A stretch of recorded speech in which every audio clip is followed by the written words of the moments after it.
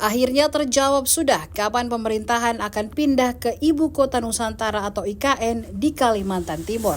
Kepala Kantor Komunikasi Kepresidenan Hasan Nasbi mengatakan kepindahan pemerintahan ke IKN diperkirakan terjadi pada tahun 2028.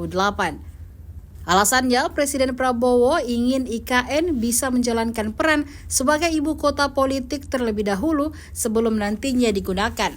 Artinya, kata Hasbi, Prabowo inginkan kantor eksekutif, legislatif, dan yudikatif dibangun terlebih dahulu. Pembangunan IKN hingga saat ini akan terus dilanjutkan sehingga target menjadi ibu kota politik bakal terrealisasi pada tahun 2028.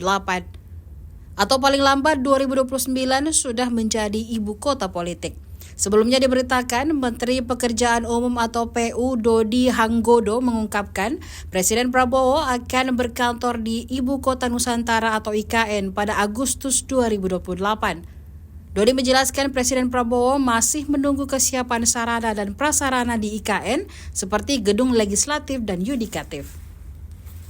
Download Tribun X sekarang, menghadirkan lokal menjadi Indonesia.